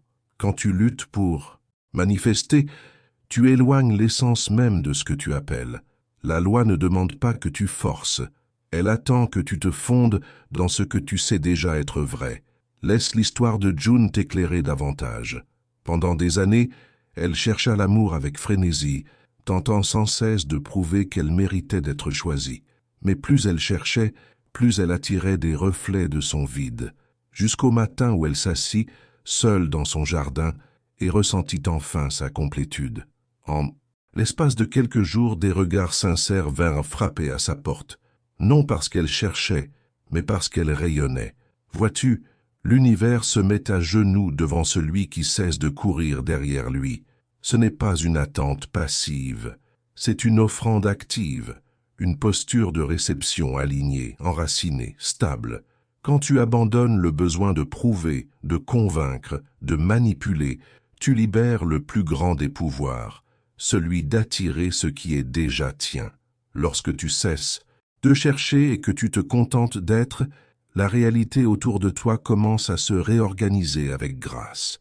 La loi ne réagit pas à ton désir insistant, mais à ton état d'être. Elle ne répond pas aux attentes tendues, mais à la paix ancrée. Comme Horus, qui dansait pour la simple joie du mouvement, ou comme June, qui reposait dans la certitude paisible de sa valeur, tu dois devenir la fréquence de ce que tu désires, sans lutte, sans tension. Juste cette certitude intérieure silencieuse que ce que tu recherches est déjà en train de se rapprocher de toi, doucement, inévitablement. Laisse cette sagesse s'enraciner profondément. Le monde n'a pas besoin que tu prouves ta valeur. Il n'a pas besoin d'être convaincu. Il a seulement besoin d'observer ton alignement avec ce qui est déjà vrai dans ton âme. Quand tu te tiens dans cette conscience, sans vaciller, l'univers ne peut que s'incliner devant ta clarté. Pratique. Choisis un domaine de ta vie où tu ressens de la résistance. Visualise-le en train de se détendre, de céder, de s'ouvrir. Vois-le s'adoucir, se fluidifier comme une rivière qui trouve naturellement son lit. Ne dis rien, ne fais rien. Contente-toi de savoir, avec une certitude inébranlable, que cette transformation est déjà en marche. Fais de cette connaissance intérieure quelque chose d'aussi naturel que la respiration, aussi évident que l'aube succédant à la nuit. Dans cette paix sacrée, tu découvriras la puissance silencieuse d'une conscience parfaitement alignée. Au chapitre 23. Ne jette pas tes perles. Dans un petit village niché entre des collines brumeuses, Gertrude se réveillait chaque matin avec des visions claires comme des éclats d'au-delà. Ses rêves portèrent des messages, des murmures venus de la source elle-même. Ils étaient remplis de symboles, de directions, de vérités destinées à ceux qui cherchaient réellement. Mais, animée par un enthousiasme sincère, elle partageait trop vite. Elle offrait ses révélations comme des perles jetées à ceux qui ne savaient ni les reconnaître ni les honorer. Et tu dois comprendre cette vérité immuable. Une sagesse offerte trop tôt perd sa force. La loi de la source agit toujours selon un cycle sacré d'occultation et de révélation. Ce qui est lumineux doit d'abord être protégé. Quand Gertrude confia ses visions à des esprits fermés, à des cœurs moqueurs, quelque chose se rompit. Le fil délicat qui la reliait au monde invisible commença à s'effilocher. Ce qui autrefois brillait en elle s'éteignit peu à peu. Ses rêves devinrent vagues, ordinaires. C'est alors qu'un sage frappa à sa porte. Son regard portait le poids des âges. « Ce qui vient du sacré ne doit être prononcé que dans le sacré, » murmura-t-il, « car ce que la source offre est destiné d'abord au récipient qui le reçoit. Cette loi du silence intérieur n'est pas là pour t'empêcher de partager. Elle existe pour que l'énergie ne se disperse pas. Lorsque tu reçois une sagesse dans la profondeur de ton âme, elle doit d'abord se déposer, se stabiliser, grandir en toi. Alors seulement pourra-t-elle porter du fruit pour d'autres. Benoît, un homme respecté pour ses intuitions, apprit cette leçon dans la douleur. Il partageait tout, partout, à tous. Il expliquait, répétait, exposait, jusqu'à ce que ses paroles perdent leur essence. Son influence diminua. Ses mots, vides de silence, glissaient sans laisser de traces. Mais il remarqua que ceux qui parlèrent le moins irradiaient le plus. Il comprit que la puissance réside dans la retenue, dans le moment juste. Ce n'est que lorsqu'il apprit à attendre l'appel authentique et à ne parler que dans l'alignement parfait que sa parole retrouva son pouvoir de transformation. C'est à travers la retenue que Benoît comprit la véritable puissance. Il découvrit que lorsque la sagesse est transmise avec discernement, elle porte derrière elle tout le poids silencieux de la loi. Car vois-tu, la loi de la source n'emprunte pas tous les canaux. Elle choisit les chemins précis, discrets, sacrés. Tous les cœurs ne sont pas encore prêts à accueillir certaines vérités. Toutes les oreilles ne peuvent pas entendre la même révélation au même moment. En préservant ce qui t'a été confié jusqu'au moment juste, tu permets à cette sagesse de se condenser, de s'enraciner, de s'intensifier au lieu de se diluer. Pratique, prends une vérité précieuse qui s'est révélée à toi. Peut-être une compréhension née d'une méditation profonde, ou un éclair de lucidité qui t'a traversé comme une onde de feu. Écris-la lentement, consciemment sur une feuille. Ressens le poids sacré de chaque mot pendant que tu le traces. Ensuite, trouve un lieu spécial, intime, que toi seul connais. Cela peut être entre les pages d'un livre qui t'est cher dans une boîte contenant des objets précieux ou replié au creux de ton journal. Laisse cette vérité rester uniquement tienne pour l'instant. Permets-lui de mûrir dans le silence sacré. Ce n'est pas le moment de la partager. Elle grandit encore, se fortifie. Transforme ton regard de l'intérieur. Tu sauras quand viendra le temps de la révéler, et surtout à qui. Pour l'instant, offre-lui simplement l'espace d'agir en toi, comme une graine bénie qui prépare ses racines avant d'éclore. Chapitre 24. Symboles et signes. Au cœur d'une nuit silencieuse, une couturière nommée Béatrice était assise près de sa fenêtre, l'aiguille à la main, le cœur alourdi par les doutes. Elle se demandait si elle suivait encore la bonne voie. C'est alors qu'un corbeau atterrit doucement sur le rebord. Son regard noir, profond, se planta dans le sien. Quelques heures plus tard, un client inattendu frappa à sa porte. Ce projet qu'il lui confia allait transformer radicalement sa destinée. Tu entres maintenant dans le royaume où les symboles remplacent les mots, où le langage devient vivant, poétique, vibrant. Ici, la loi de la source ne s'exprime plus par doctrine, mais par l'intelligence subtile de la création elle-même. Chaque instant devient signifiant.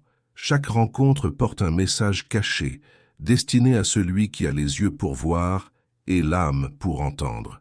Lorsque tu t'alignes profondément à cette loi, le monde devient ton oracle. Les arbres s'inclinent comme des réponses. Les chiffres se répètent jusqu'à ce que tu remarques leur rythme. Les animaux apparaissent quand leur médecine intérieure est ce dont tu as besoin. Ce ne sont pas des hasards, ce sont des conversations. Les signes t'entourent en cet instant même. Ils murmurent dans le dessin des feuilles, dans le souffle du vent qui passe au bon moment, dans l'enchaînement mystérieux des événements de ta journée. La loi de la source n'a jamais cessé de te parler. Tu as simplement oublié comment entendre. Wallace, un marchand vivant au bord de la mer, en fit l'expérience à travers ses rêves. Nuit après nuit, des visions lui apparaissaient. Il y voyait des tempêtes avant qu'elles ne se lèvent. Il percevait les intentions cachées de futurs partenaires d'affaires. D'abord, il rejeta tout cela comme des jeux de son imagination. Mais à mesure que chaque rêve se confirmait, il apprit à écouter, à respecter ce guide intérieur. Une nuit, il vit en songe les rayons vides de sa boutique. Il ne paniqua pas. Il comprit immédiatement le message, et c'est ainsi que Wallace, guidé par cette vision nocturne, vendit toute sa marchandise quelques heures seulement avant qu'une inondation ne vienne. Engloutir les rues de la ville. Ce qui aurait pu être une perte totale fut évité par l'intervention silencieuse de la source. Elle l'avait prévenu à travers son langage secret, celui des symboles. Toi aussi, tu reçois des messages, chaque jour, chaque instant. Ce regard furtif qu'un oiseau pose sur toi, cette chanson qui revient encore et encore, 3 fois dans la même journée, cette pensée insistante que tu n'arrives pas à chasser. Ce ne sont pas des coïncidences, ce sont des appels discrets, des codes sacrés par lesquels la loi de la source s'adresse directement à ton âme. Apprendre à comprendre ce langage n'exige pas des heures d'étude, mais un abandon, un relâchement intérieur. Il te faut cesser de vouloir forcer le sens et laisser la clarté émerger naturellement. Les signes deviennent limpides quand tu arrêtes de les décortiquer mentalement et que tu les ressens simplement dans la profondeur de ton être. Pratique. Adresse aujourd'hui une demande simple à l'univers. Dis-lui, avec ouverture sincère, montre-moi un signe, puis lâche toute attente sur la forme que cela doit prendre. Ouvre-toi au mystère. Laisse venir la réponse sans vouloir la modeler. Fais confiance à ce timing parfait qui dépasse ta logique. Le message apparaîtra au moment exact où ton âme est prête à le recevoir. Et souviens-toi, les signes les plus puissants sont souvent enveloppés de simplicité, une rencontre fortuite, un ombre qui se répète, une brise soudaine. Ce n'est pas à toi de chercher avec insistance. C'est à toi de rester disponible, de permettre à la sagesse divine de murmurer à travers les moments ordinaires de ta journée. Et chapitre 25. La lumière sans effort. Dans une salle de concert faiblement éclairée, Martha laissait ses doigts flotter au-dessus des touches d'ivoire. 50 années d'ovations, d'applaudissements et de gloire. Mais ce soir, ses mains tremblaient. L'âge avait ralenti ce qui autrefois coulait librement. La musique, jadis fluide, lui semblait mécanique, figée.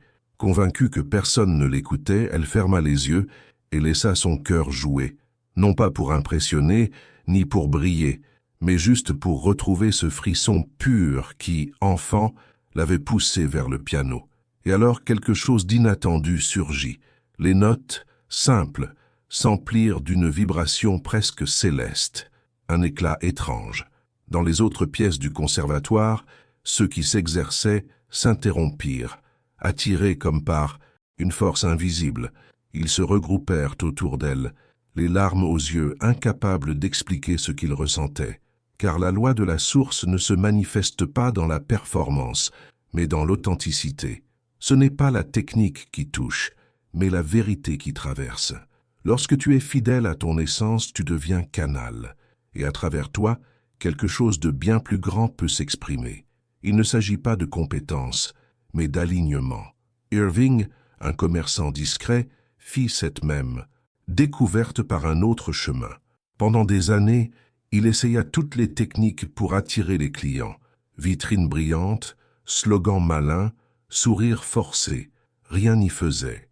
Les passants ne s'arrêtaient pas. Jusqu'au jour où, épuisé, il abandonna l'effort. Il se contenta d'arranger sa boutique selon ses propres goûts. Il exposa les objets comme il les aimait vraiment. Il disposait les objets comme guidés par une intuition douce, les plaçait là où il ressentait juste, non pas pour attirer l'œil, mais pour satisfaire une harmonie intérieure.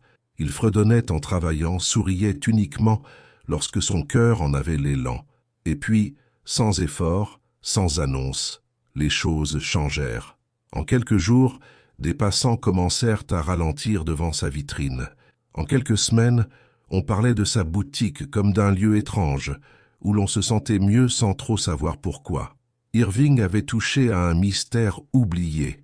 Le véritable magnétisme ne vient pas de ce que l'on fait, mais de ce que l'on est. La présence authentique ne peut être fabriquée. L'alignement profond ne peut être simulé.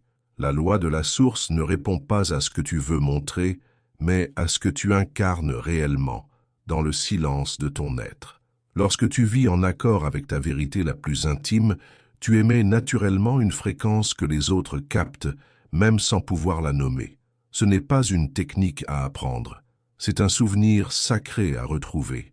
Ta lumière naturelle ne jaillit ni de l'effort ni de la perfection, mais de l'espace pur où tu t'autorises enfin à être tel que tu es, sans masque ni tension. C'est dans cette permission intérieure que tu deviens un phare, non parce que tu essaies de briller, mais parce que tu es, simplement, et cela suffit. Pratique. Aujourd'hui, choisis de faire une chose, une seule, pour la seule et unique raison qu'elle fait chanter ton âme. Peu importe l'utilité, l'impact ou le résultat. Danse, même si personne ne regarde. Peins sans l'intention de montrer. Écoute le vent dans les arbres ou allonge-toi dans l'herbe pour contempler le ciel. Que cette joie pure, sans filtre, devienne le message silencieux que tu adresses à l'univers. Car c'est dans ces instants de délice sincère que tu te mets naturellement en phase avec les vibrations les plus élevées de l'existence.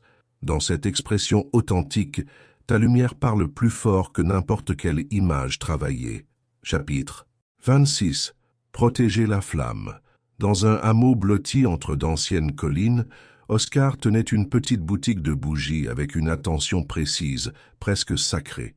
Chaque mèche, chaque parfum, chaque flamme était disposée avec soin, comme si chaque détail avait un esprit propre à honorer. Un matin brumeux, alors que la rosée s'accrochait encore aux vitres, un mystique errant franchit le seuil, portant dans ses mains un feu étrange, vibrant de teintes dorées et bleutées, comme si l'éther lui-même y dansait. « Ce feu n'est pas comme les autres, dit-il. Il contient l'essence même de la création.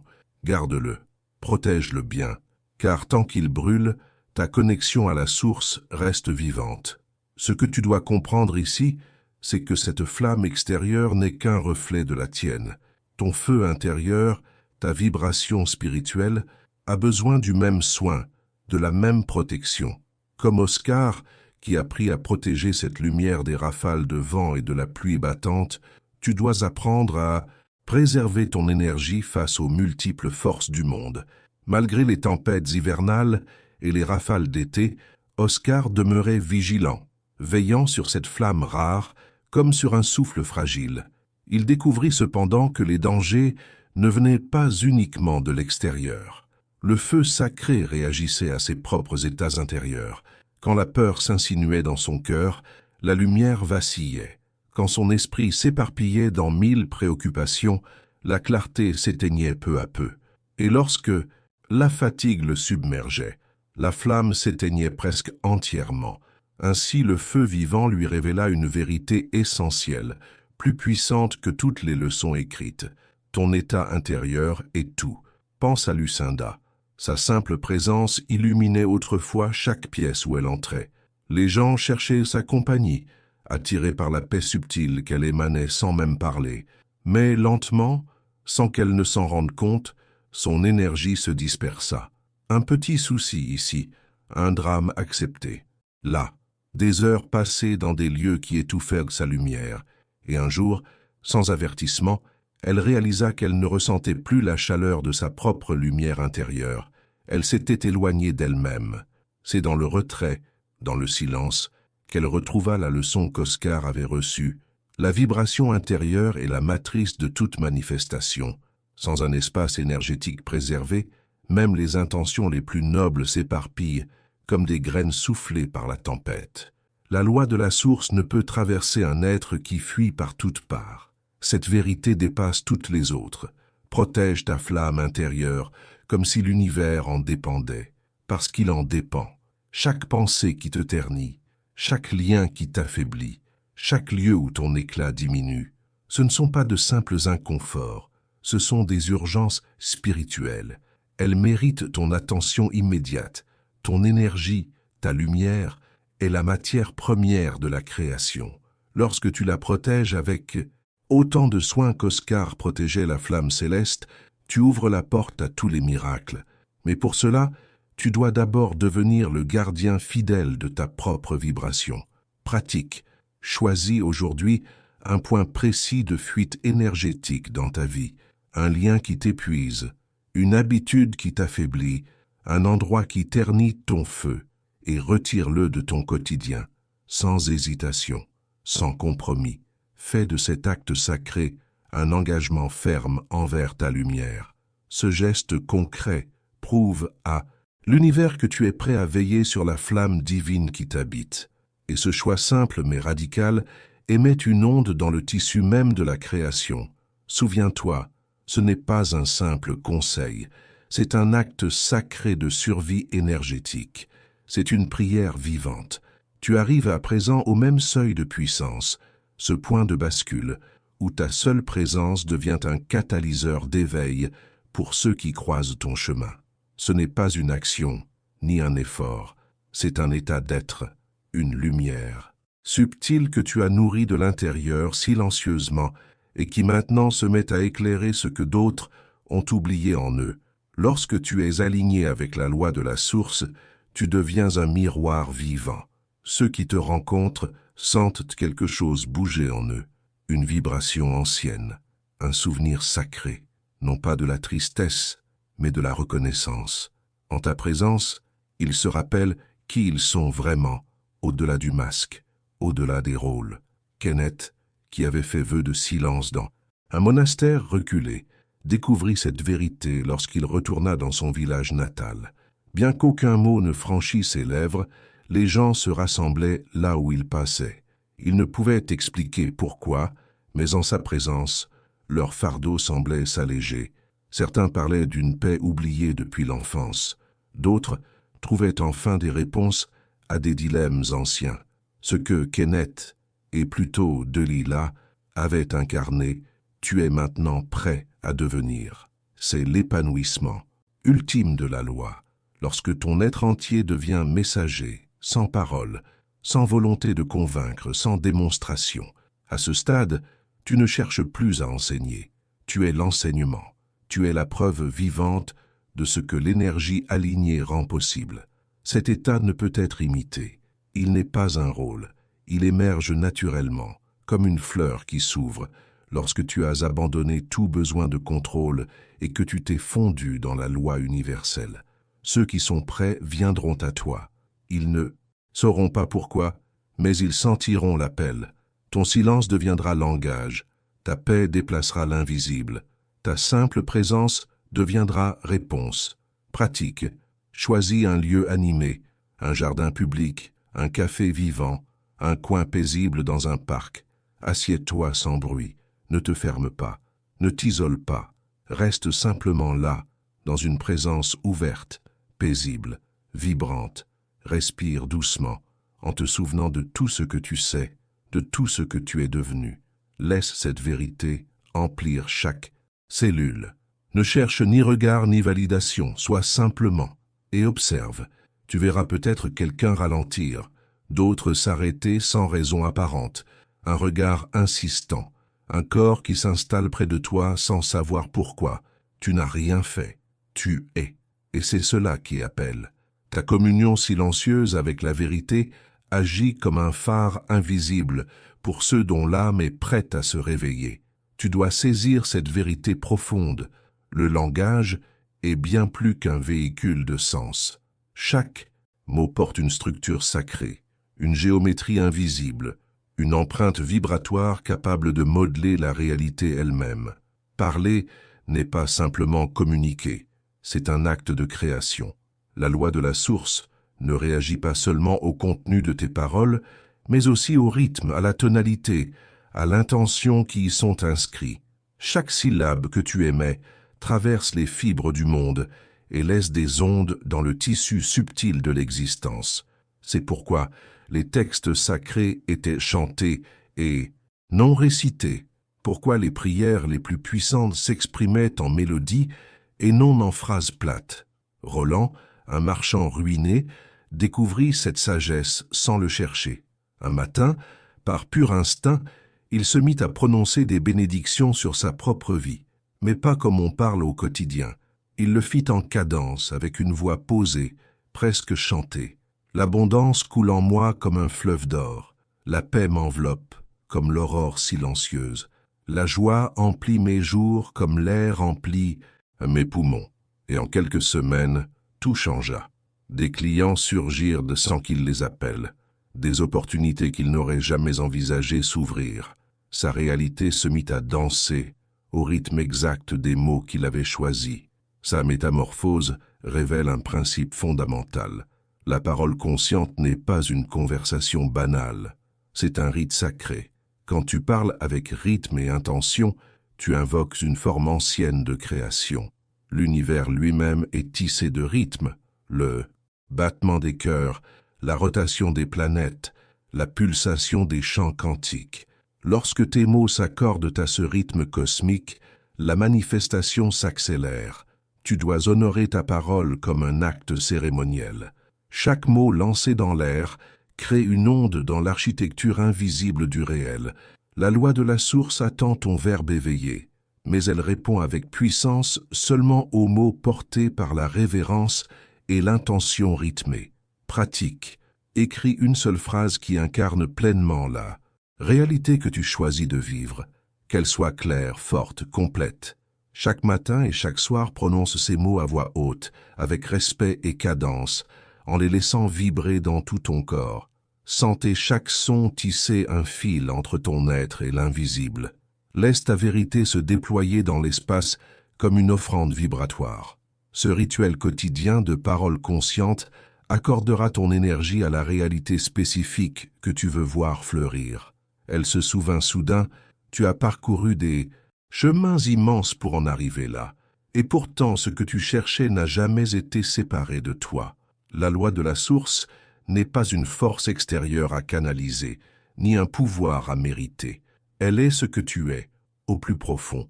Comme Ma, tu as longtemps vécu derrière un voile, celui d'une séparation supposée, croyant être distincte de la force qui donne naissance au monde. Cette illusion n'était pas une erreur, mais une étape. Elle t'a permis de goûter au voyage du souvenir. Mais maintenant, l'heure est venue d'abandonner cette dernière barrière. La source ne circule pas en toi. Tu es la source incarnée, prenant forme. Chaque souffle que tu inspires est le souffle du cosmos lui-même. Chaque pensée qui naît en toi est l'univers qui se pense sous une forme nouvelle. Reuben, un chercheur sincère, passa des décennies à prier un divin qu'il croyait lointain, jusqu'au jour où, dans un silence si profond qu'il devenait infini, il entendit sa propre voix retentir avec une clarté inédite. Et là il comprit. Toutes ses prières étaient des lettres qu'il s'écrivait à lui-même. Il cessa de supplier. Il commença à déclarer, car il reconnut que la voix qu'il cherchait à l'extérieur avait toujours été la sienne. Ce n'est pas une leçon à apprendre, c'est une mémoire à retrouver. Tu n'as jamais été séparé de la source. Tu n'as fait que rêver cette distance, pour mieux vivre le bonheur de revenir à toi. Chaque quête spirituelle, chaque étape, t'a mené vers ce point de bascule, celui où le chercheur découvre qu'il est ce qu'il cherchait.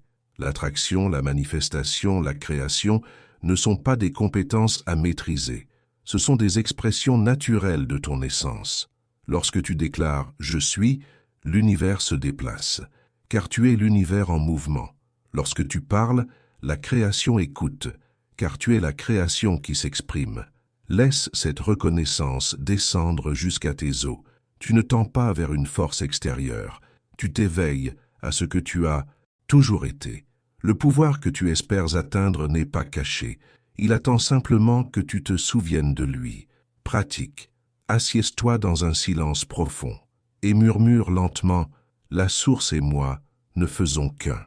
Répète-le jusqu'à ce que ce ne soit plus une phrase, mais une mémoire vivante.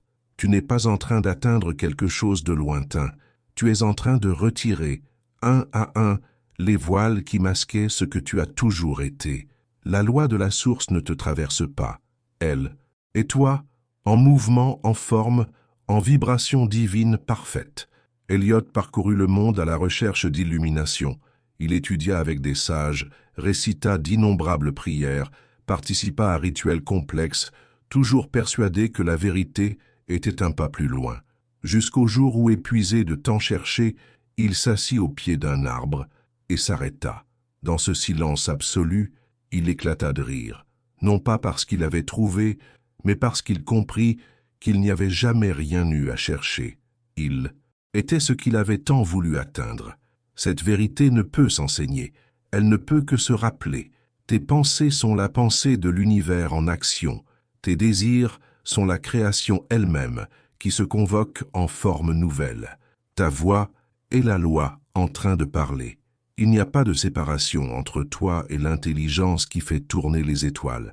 Les textes sacrés, les traditions anciennes, les pratiques millénaires, tous n'étaient que des reflets tendus vers toi, pour que tu puisses reconnaître ton propre visage. Tu n'es ni canal de la loi, ni élève de ses mystères, ni chercheur de ses chemins. Tu es la loi réveillée à elle-même. Pratique, écris sur un petit papier la phrase « Je suis la loi ». Garde ce message avec toi pendant 7 jours, sans en parler. Laisse-le rayonner en silence comme un feu intérieur. Te voici devant le seuil où les mots s'effacent pour laisser place au silence sacré. Ce que tu viens de lire n'était pas destiné à être simplement compris, mais à réveiller ce qui sommeille depuis toujours en toi. En refermant ce livre, sache qu'il n'y a pas de fin.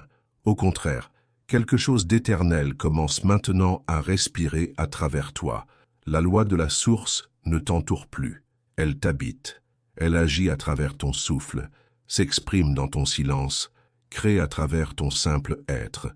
Tu n'as plus besoin de tendre la main vers elle. Tu l'es devenu. Le mystère n'a pas été résolu. Il s'est dissous en toi. La quête n'a pas pris fin. Elle s'est incarnée. Désormais, lorsque tu marches dans le monde, tu remarqueras que la réalité te répond différemment. Non pas parce que tu as appris quelque chose de nouveau, mais parce que tu t'es souvenu de ce que tu as toujours été. La puissance que tu cherchais jadis à l'extérieur, tu la rayonnes maintenant de l'intérieur. Ta simple présence deviendra souffle de transformation. Elle guérira sans effort, ouvrira des portes, apaisera les âmes. Parle moins. Ton silence est devenu langage. Fais confiance, plus profondément, car tu es désormais cette force dans laquelle tu avais foi. Laisse ce que tu sais s'étendre doucement dans l'univers, sans argument, sans justification. La source entend par tes oreilles, elle voit par tes yeux, elle crée par tes mains.